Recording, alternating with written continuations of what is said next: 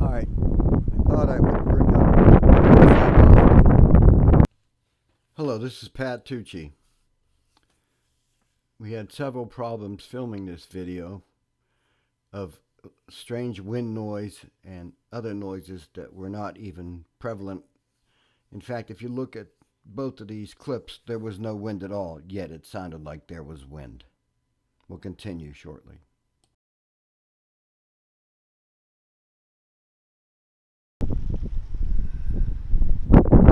Alright, I thought I would bring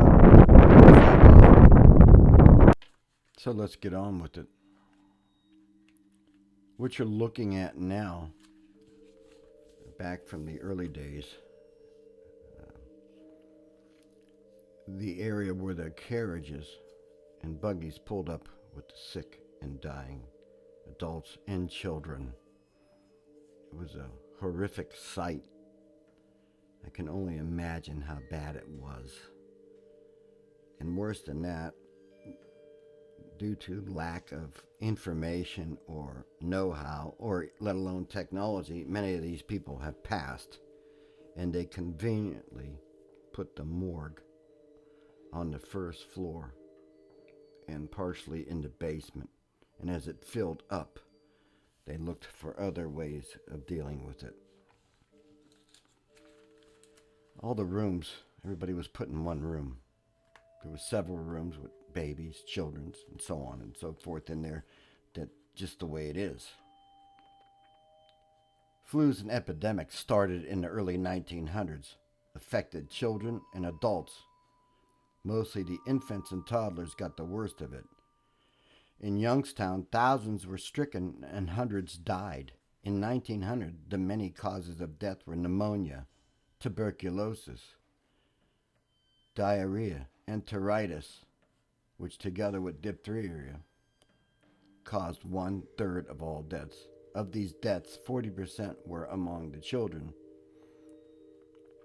aged less than 5 years old. Other leading causes of death were gastrointestinalitis, infections, and other viruses and unknown medical causes. Also smallpox, even malaria, each of which killed more people between 1900 and 1950, which was more than 80 million people died in the world from these unknown diseases. This doesn't include heart attacks, which were still the leading cause of death in the United States since 1921 or earlier. And back then, they did not have any way to deal with them. Many birth defects also plagued many families in the same area. Some of these were very serious birth defects.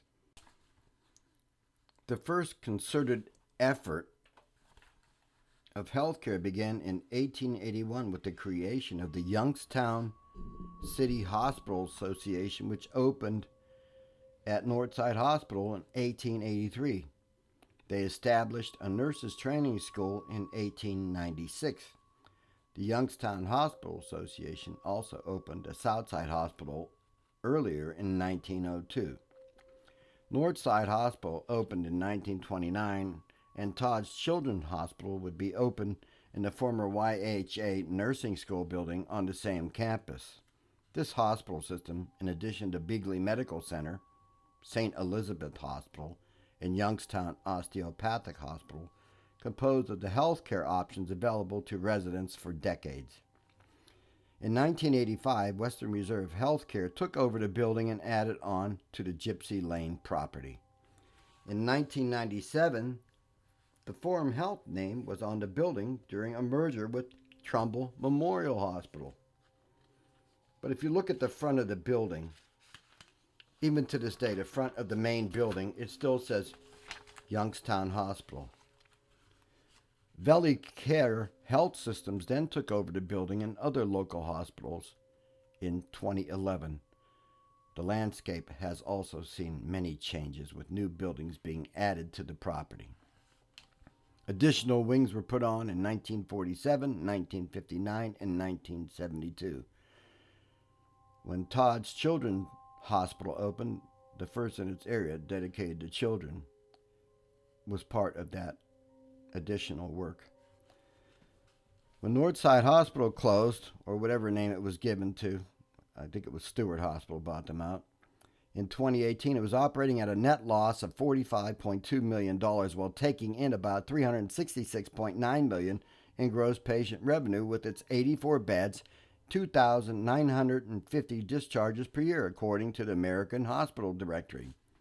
The closure came after a 2013 infusion of $20 million in upgrades, which added 30,000 square feet to the building and refurbished 28,000 square feet, including the addition of a new emergency treatment room on the far left of the front of the buildings. Stewart bought Northside along with Sharon Regional, Hillside Rehabilitation, and Trumbull Memorial in a sweeping deal on May 1st, 2017.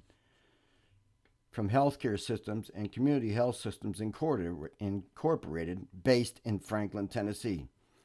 The hospital conglomerates are buying nonprofits for $1 and taking the compassion out of the human care and replacing you with a number.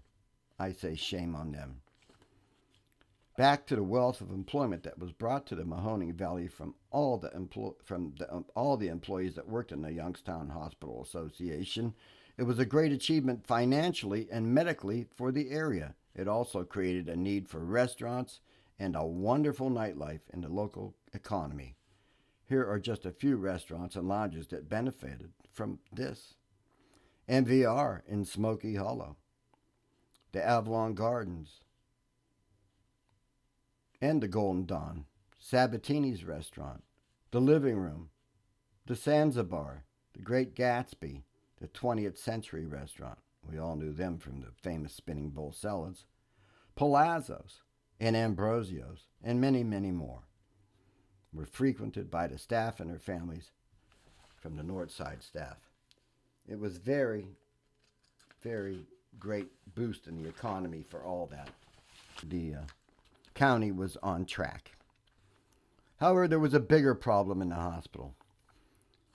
Right from the beginning, ghosts and apparitions plagued the hospital right from the beginning. There was an old man, was first seen in 1935 in the morgue in the basement. He would appear at will, especially at night, and scream at people. They were scared out of their wits and would run away. Years later, he would appear on other floors in different spiritual shapes and faces. He would disappear completely in the late 1950s for no apparent reason.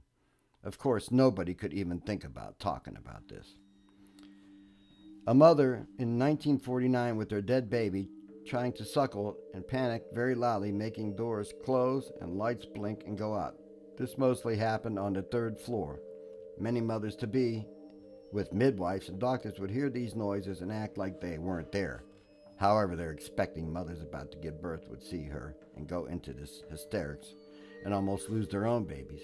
Some were stillborn and were blamed from this apparition, but in reality, they were mostly birth defects in or outside of the child's body. It was terrible. In 1931, staff and patients would see a strange traveling dark gray mist that was traveling throughout the rooms.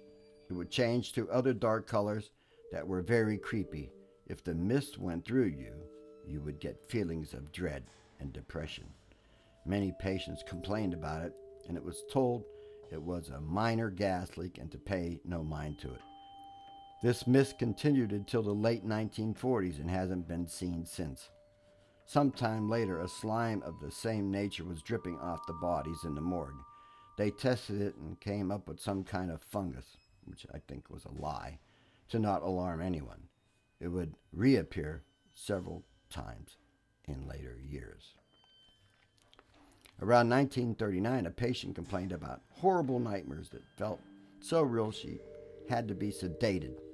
A couple days later, the rest of the room was having the exact same horrible nightmare. Back in those days, again, those rooms were bigger and many beds were in them.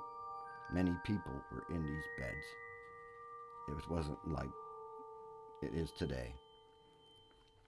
The nightmare turned into a night terrors. Everybody was having the same dream that the people in the hospital were all being burned by the devil or some kind of malevolent spirit. Some people even had swelled skin and burn-like blotches on their skin. A priest came into the room one day to visit his sister, who was a patient, and she told him about it.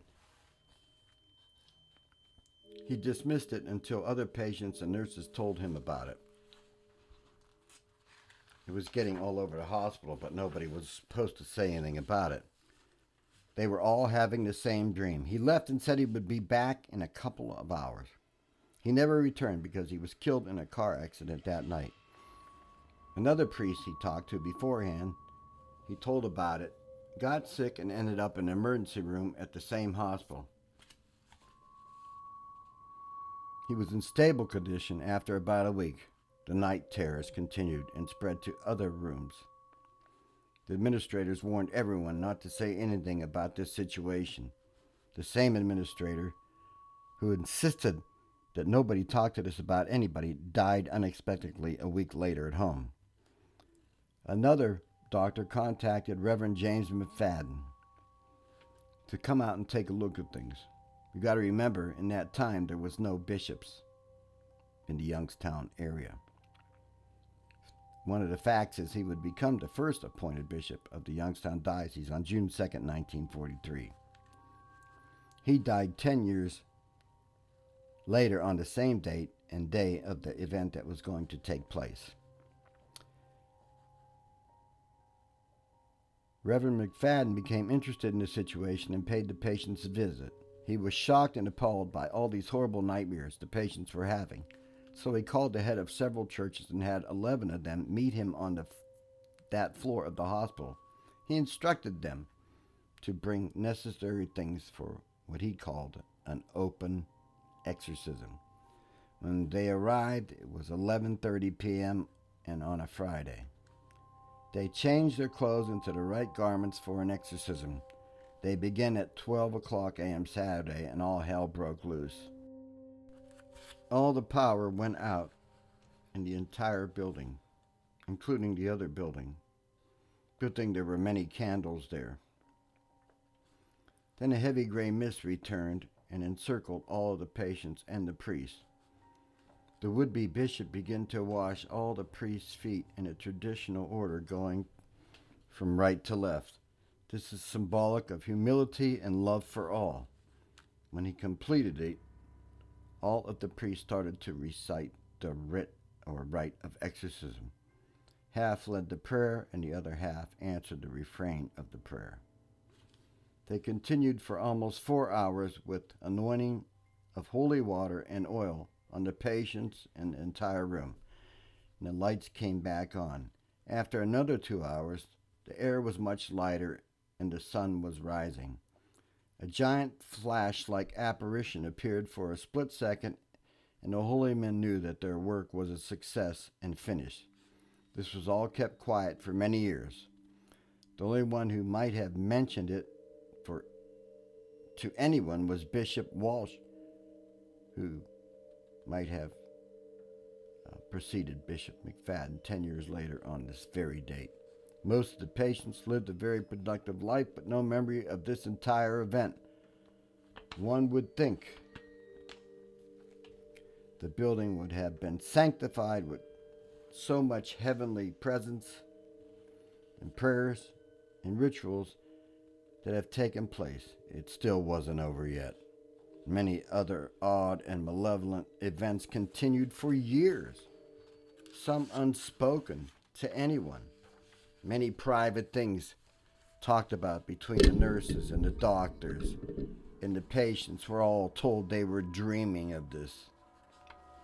In 1924, an infant was brought in through the rear entrance where all the carriages came in with the sick or dying. The mother carried the baby in and did not want to let go. Somehow, the nurses removed the child from the mother and put it where the sickest infants were. Intensive care was not created yet in the United States. However, it was started in the late 1800s in the United Kingdom. A doctor diagnosed the child with some kind of fever with the temperature extremely high. The child showed no signs of life early the next morning and was declared dead and sent to the morgue that was only a few feet away in the basement, not too far from the carriage doors. The parents went to see the child later on that evening, The parents were stricken with grief as they held their 3-week-old son. The mother began to curse God, and in a fit of rage, she threw the baby at the doctor and told him, "You murdered my son." The doctor did not expect the mother to throw the child and did not catch the child. However, it landed in a pile of linens and began to cry. Everyone in the room was in shock because the child was already showing signs of lividity, and the mother ran to the child, held the child, and wept, for this was truly a miracle. They called the priest, and he and the doctor examined the baby, and they both agreed it was a miracle. They kept the child for a week and was able to go home. The priest and the doctor kept the secret for most of their lives. Many complained of strange odors coming out of the basement, the old morgue, with many sightings of those that have died since 1939. Pathologists complained about instruments being misplaced or damaged for no apparent reason. The complaints went on and on to no avail. Finally, a visiting pathologist ran out of the morgue and never came back after complaining that the dead were talking to him. He never did return, and later it was noted that he had a psychological breakdown in another hospital in Columbus. Since the beginning of 1883 to the present, unexplained odors, strange apparitions, and really strange, god-awful events continued to plague the hospital. Many nurses and former patients who are still alive still talk about it. They talk about how unpleasant things were when they went to work. If they were visiting someone and were not a patient there, they talked about how strange they felt in this hospital. This hospital had a lot of very many sentimental feelings for me because I was born there in 1956 on May 19th at 7 p.m. The hospital was doomed from the beginning, passed on from one to another to another. Within 1 year after Stewart's purchased the hospital in 2017 and went bankrupt in 2018, and it also broke the back of the YNA and it was disbanded. If you would like more information about the Nurses Union, it can be found at the Youngstown Historical Society. This hospital, to me, always had a strange feeling when I went by, but sometimes this feeling was good. It was very hard for me to describe it. I only wish things would have turned out better. I had permission to film different areas of this hospital. I was not permitted inside. It is being maintained 24 hours a day, 7 days a week, and I definitely hope and feel something will come of it. So there you have it, the real truth about Northside Hospital, aka Youngstown Hospital.